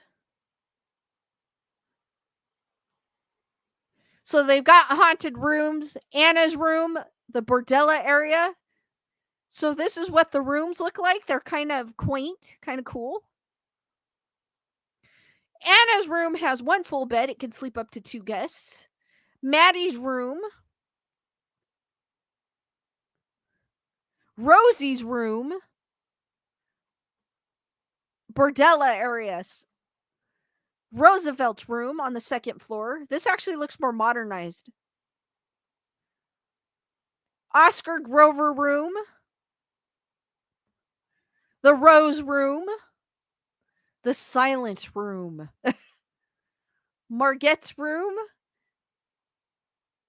Esther's, actually like Esther's room. I don't know why. I like this one the best. The Gentleman's Quarters. So they do host for a variety of groups.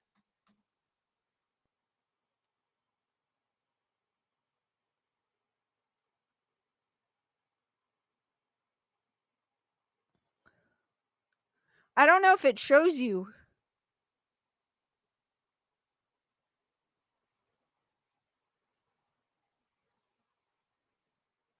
Okay, if you're in the Gentleman's Quarter, it can sleep up to 10 guests, and the flat fee is $750.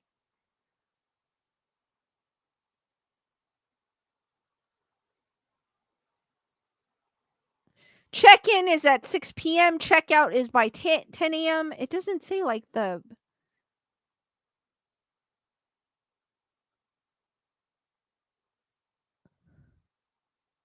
Oh, I see. It runs anywhere from $250 to $750. But you get like a ghost tour and continental breakfast, and actually that's not bad. Kimberly goes, I'm not afraid of no ghost.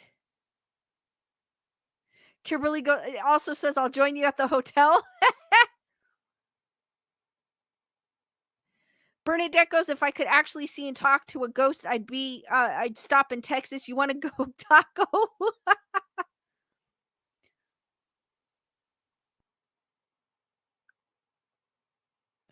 Joanne goes, I was watching a stream yesterday called Paranormal. They were talking about this hotel. I think they were doing recordings after hearing various stories regarding the hotel. Oh, cool.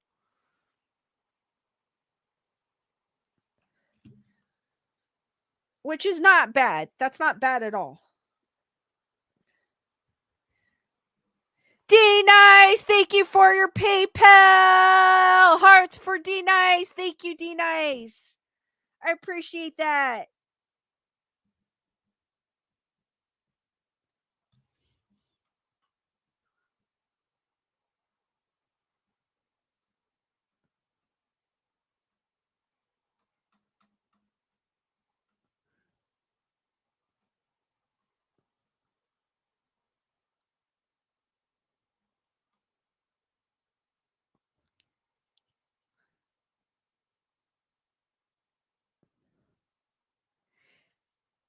It depends on what room you get too.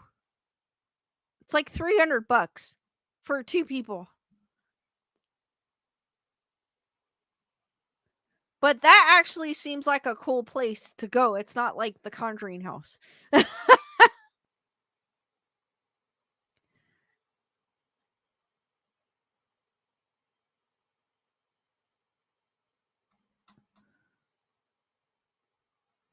One real quick thing I want to show you, and I'll open it up for questions. This really isn't I don't know. I this if I saw this, it would be horrific. Um Fascinating video. I'm not going to show the video, guys, because YouTube likes to be pesky, but there are pictures. Shows ants building a living bridge to invade a wasp nest. They just refuse to give up. This is an older article, but I happened to come across it on my feed and Instagram. The ants hold on to each other to create a bridge out of their own bodies that connect to the nearby nest. Pesky wasp nests can cause significant damage to your home, so it's important to take immediate action if you spot one in your house. There are a number of ways to deal with wasp nests, from physical removal to professional treatment, or if you're lucky, a nearby colony of ants will help you out. News and entertainment group Pubity shared a video, and that's where it came across my feed on Instagram, of a colony of ants forming a living bridge to invade a wasp nest. While dangling from the ceiling, the ants hold on to each other to create a bridge out of their own bodies that connect to nearby nests. Other ants use the bridge to sneak into the nest in search of loot. So here's kind of like what it looks like. I don't know if I could get a clearer picture. I'll show it again. A flawless illustration of unity, diligence, and teamwork. The caption read, the footage was originally shared by electrical engineer Francisco Boni on Twitter. Attack of a legionary ants, also known as army ants or marabunta, to a wasp honeycomb. Impressive the level of swarm, intelligent, and collective computation to the form that bridge, he wrote. So, I don't know if there's a picture of it I can find.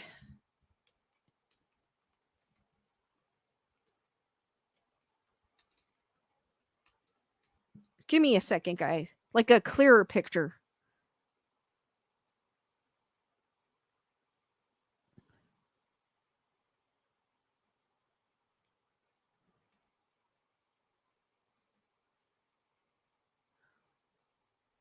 I mean, here's some of the pictures, but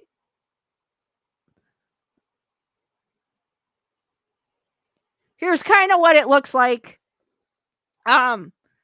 I don't know about you guys. If I saw that, that would freak the hell. That would freak me out if I saw that. Have any of you guys ever seen anything like this, like up close and personal? I have not. Joanne goes, bees do the same thing on a smaller scale when they are building wax combs onto foundation. Shelly goes, talk about ingenious. Bernadette goes, now that's teamwork. Julissa goes, ants are too clever.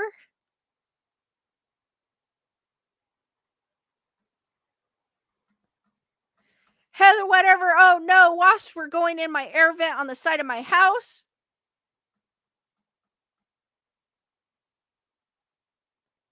Wendy, this is basically ants forming a ladder to attack the wasp nest.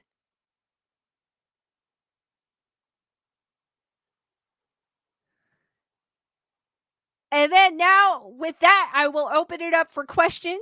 I just wanted to share this with you because this is something I saw and I thought it was like crazy. Not kind of horror related, but I think if you came across this, you would think it was horror related. That is crazy what ants can do.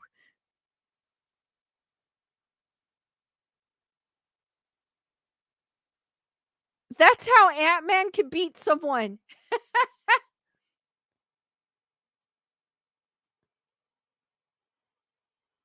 Wendigo's nightmares for sure. Thank you, Lisa. Because I mean, I'm thinking of if you weren't paying attention and you ran, you know how I know a lot of you probably this has happened where you walked and you ran into a spider web because you couldn't see it and you're like, oh, just imagine running into that. The ants. That oh that just gave me the EBGBs. Lisa Boo goes, I have seen ants do that in floods. Joanne goes, if it was a bunch of ants at my house, I would just spray the nest and the ants. Emily goes, that's more horror related than ghost. D Nice goes, ants are pesky as F. Heather Whatever's throwing in the alien ant farm smooth criminal video or song. I just remember the video. Wendy goes, yes, they're fire ants. I try to stay away from her. No joke. I've never gotten bitten by one, but I've seen. Joanne goes, I don't like wasps either. I tend to spray them too if I see a wasp nest, but I've never had one that big. The wasp nests I have are like, super small. Shelly goes, no ants for me, thanks. And I know this time of year, here in SoCal at least, and I know a lot of us probably have ants invading because of the heat. This week was nice, but we're supposed to get the heat next week. I'm not looking forward to that, but I know because of the heat, we've been getting ants. I know some of us have been getting into everything, and they're annoying too. Emily goes, give me a ghost over a spider.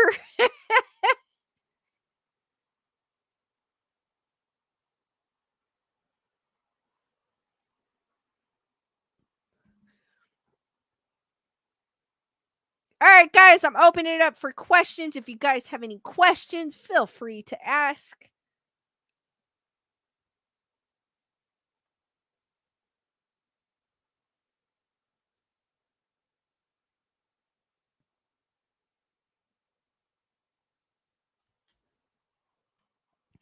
Lisa Boo goes, ants do not like baby powder.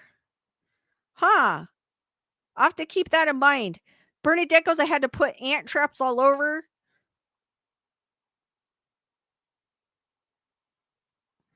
Heather Whatever goes, my son used to say he was making bug spray, but it worked. Mostly dish soap, water, and vinegar. Joanne goes, if it's a small wasp nest, I just knock it down. Spiders are always coming in the house. Yeah, me too. I always get spiders. I used to get lizards too, because my I fixed it though, but my the sliding glass door, the screen had a gap between the glass and the screen. And so things would come in. So I would get mice and uh what do you call it, lizards, those I guess they call them alligator, I call them stink lizards, but I guess they're alligator lizards, the big long lizards. I would get those in my room.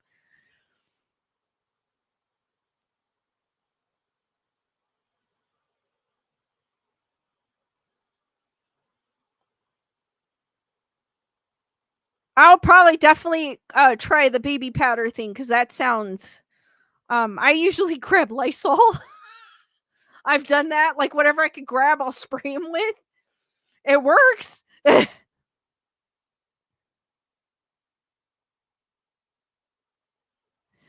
Kyle, actually, that's actually a cool idea. I catch the spiders in the house and put them in the compost bin so they can eat the fruit flies.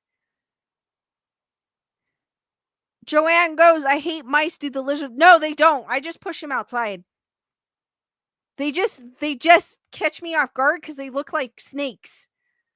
Because they have the long body. That's why I call them snake lizards. But I guess someone posted that they found an alligator lizard in their house. So I was like, oh, is that what they're called? I didn't know what they were called. Bernadette goes, my cat is useless. I had a mouse and they both are eating next to one another.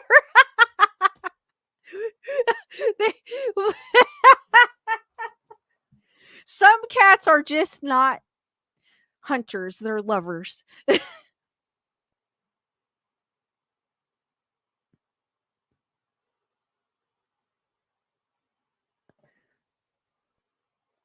Yeah, Carol, I agree. It's the mice and the ants that get into everything. They are just a pain to get rid of. True. They are.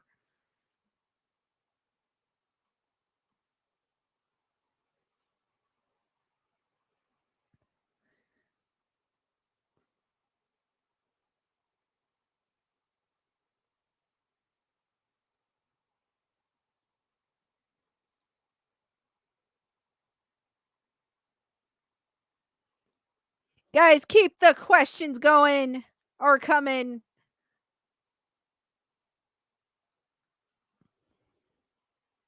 Rochelle, what is up?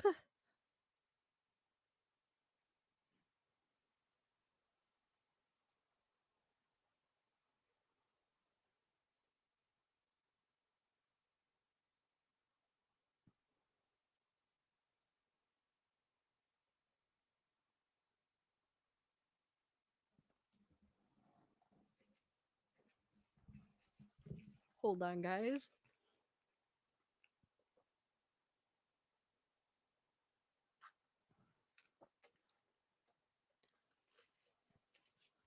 Anybody watched anything interesting?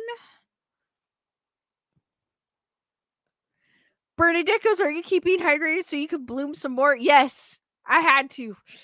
Just like you, I had to. That's okay, Rochelle. You can catch it on the replay. Lisa Boo is asking, what is my favorite book? I have too many. Probably I'd have to say Divergent. I know it's a teeny bopper type of book, but Divergent is probably my favorite. I have to say Divergent, the Divergent series. I read a bunch of other good ones. I just noticed because somebody posted. I read a book called Pachenko, and I guess it's like a series or something on Apple Plus. That book was good too, but I haven't been reading. I should get back into it. I used to read a lot years ago. Kyle goes, my stepmom has those books and movies. Lisa Boo goes, the Divergent series was good. I have the movie posters, like all three of them, on the wall in my room.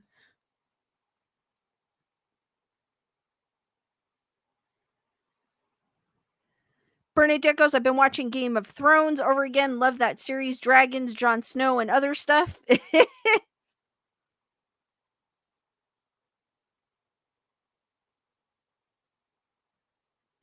Julissa goes, I need to start reading again and hiking. I need to get back on the trails. I've been pretty much, I just been doing city walks, neighborhood walks. Nothing wrong with a neighborhood walk. I mean, if that's what you can do, it's nothing wrong with it, but been missing the trail or trails.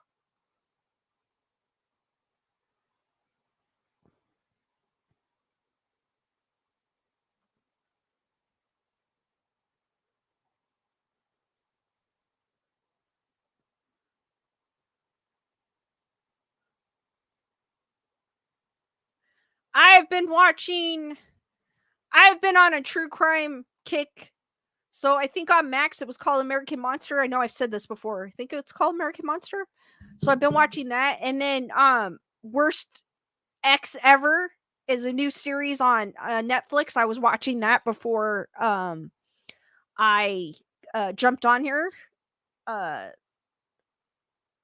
It just appeared on Netflix. So if you guys have Netflix and if you're looking for something true crime-ish to watch, and you like true crime docs, the first episode's actually, I didn't finish the first episode, but what I've seen, it's pretty cool. Bernadette goes, am I weird because I like the smell of old library books? No, because I like the smell of old books. Not weird at all. Rochelle goes, watched. I did. Oh, Rochelle, I did see that one too about Lacey. There's also a Lacey Peterson documentary about Scott Peterson on Netflix as well. If you guys didn't miss it, it's pretty cool. I'm glad that guy's in jail. I don't know how anybody could do that to, especially to your wife and your unborn child. But if you guys haven't checked that out, check it out. if you're looking for a true crime kick.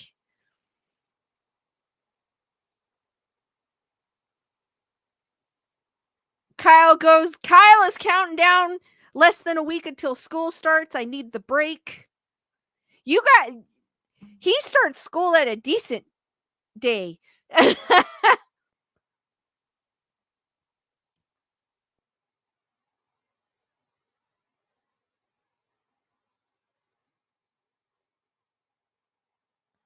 Lisa Boo goes, I am on book 16 of 35, a book series by Raymond E. Feist. Oh, that is super cool. Julissa goes, he's a horrible human being. He was tried in my city. He is. So if you guys have not seen that documentary on Netflix, I think it has Lacey Peterson on the cover. I'm not sure the exact name. I don't remember the name, but it was pretty cool. Carol goes, school started here already. Yeah, school started in my area on the 13th of August. And I know some people started this week, which I was like, oh, well, that's a little better, but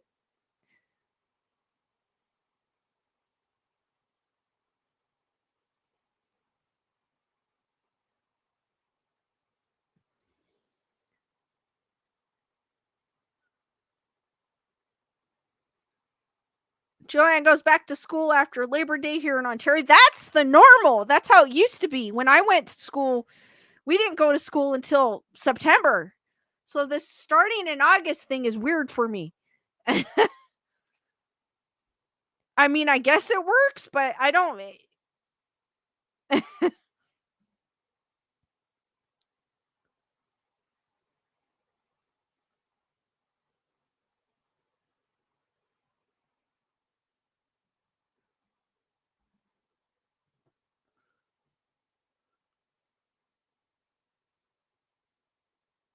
Heather, whatever goes exactly, Lisa. It's weird giving them summer to play. Exactly. I mean, I guess in some states it's still hot in September, but I feel like at least you'll have like a couple weeks where it's hot. Not like if you start in August where it's 2 months of hot weather, or a month and a half, or 2.5 months. Carol goes, I know the kids start next Wednesday in Connecticut. See, that's normal time.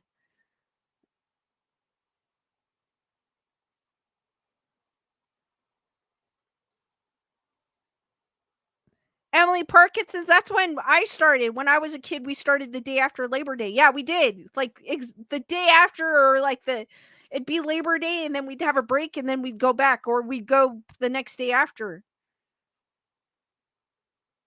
Bernadette goes, I remember years ago they wanted to make school year round. They had year round schools. When I went, luckily I didn't go to one.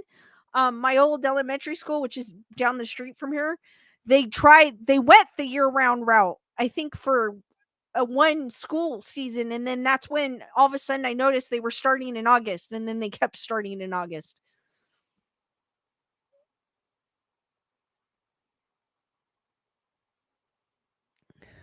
Kyle goes, yes, Ontario and British Columbia are the same. Alberta and other places around the country, I'm not sure.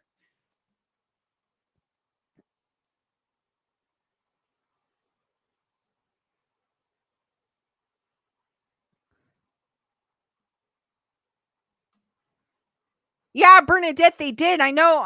I know. Like I said, the school by me, my old elementary school, which is down the street, did. But I only think they did it for one school year. Lisa Bugo's kids start just after Labor Day here in Alberta. That's like normal. I don't know where they decided to start school in August here. It just makes no sense. Julissa goes, my oldest had year round school her first year. Then they changed the school calendar. It was great. Emily, they started August 8th.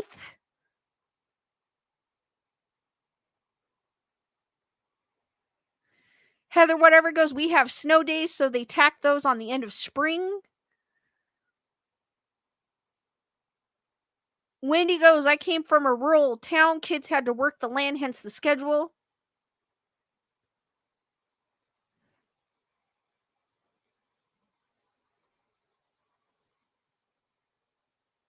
Kimberly saying Crazy Ex-Girlfriend is on Netflix. Wendy goes snow. I've never had a snow day. Obviously, I live in SoCal, so we didn't have snow days. Wendy goes snow days extend your summer.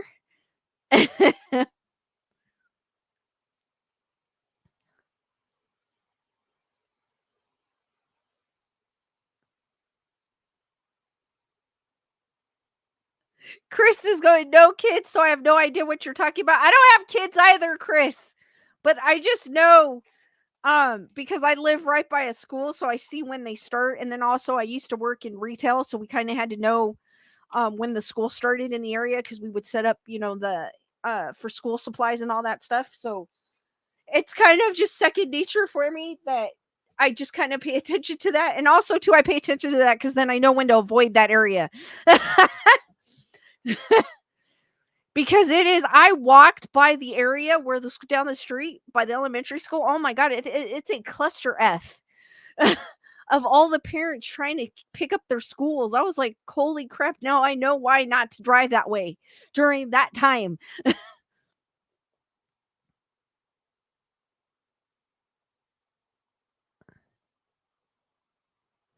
Julissa goes, we don't have snow here, but they give us a week off in February for ski week. I guess that's for the wealthy people. Dang. We've never had that. That's kind of cool though. I mean, that's kind of cool to have a week off even if you don't ski. Joanne goes, snow days really mess up the school semester. They usually happen during exams.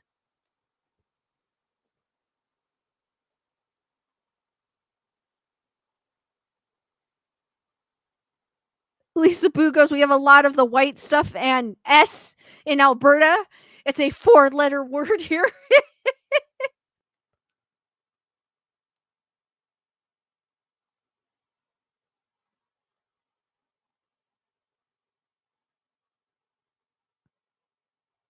It is, Joanne. That's why I try to avoid it. And then also too, the parents don't pay attention. Not saying all parents. Saying a lot. Some of the times the parents don't pay attention and they pull out. And it's like, I'm right here. Did you not see me? Or the thing that fathoms me is a parent is walking across the street with their child and they don't look both ways. They just go. And I go, what if I'm someone, I mean, obviously I'm slowing down, but what if I didn't slow down? You didn't even look to see if I was coming. That's where I don't understand people. I mean, I triple look when I cross the street. I don't trust people at all.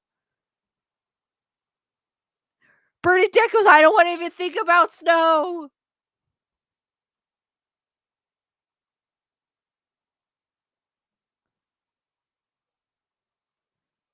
If you could drive in that, you were good. Wendy. Emily goes, I grew up south of Chicago. I miss the snow, but not the cold. Julissa goes, yes, those people give me heart attacks during drop-offs and pickups. It's crazy. That's why I'm always like, I try, like if I drive by, because also sometimes you have to drive by the middle school I went to. And that too, they'll pull out. So I'll go away from them. So if they do pull out, I'm in the furthest lane so they can't, hit me by accident. It happened to one of my ex coworkers. He was driving up the hill and he got hit, and the guy was trying to blame him when it was the guy's fault.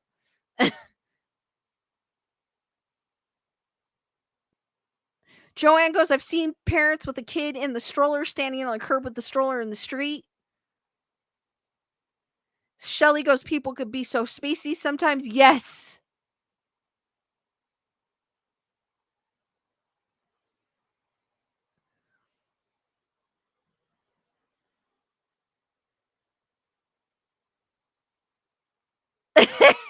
Logical spark. All right, guys. Any last minute questions before I end this stream? I know we had a great conversation about snow, ants, bees, school. And we did also, Skeleduck. That's right, guys. I totally forgot about Skeleduck. All right, guys, Skeleduck. I mean, there was enough time to look, but I didn't mention Skeleduck. I didn't know, Carol. I'm the one that forgot about it. I was about to end the stream and not tell you, but thank you for reminding me, guys.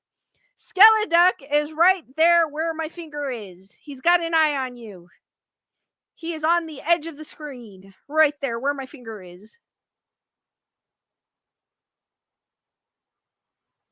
I usually mention that Skeleduck is, and I forgot to this time. I went straight to my articles. Thank you, Joanne.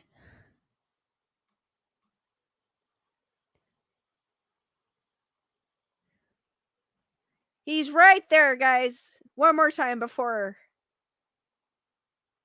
Right where my finger is.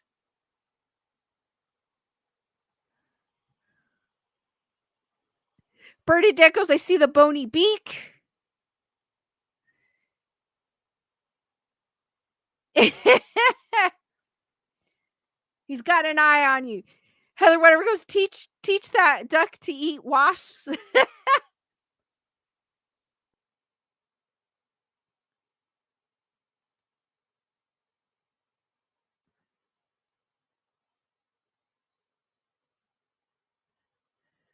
All right, guys.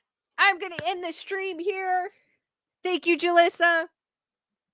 I'm going to end the stream here. I will see you on the next one. Thank you for joining me on this edition of Grayson Report, where we talked about the Goatman, and many various ventures and rabbit holes. I will see you guys on the next one, which will be Saturday at 7 p.m. Pacific Standard Time. Be there, be squared, stay spooky, guys, and sweet nightmares. Good night, guys, and thank you. You guys are awesome. Good night, and have a great rest of your week, which will be Friday. Good night, guys.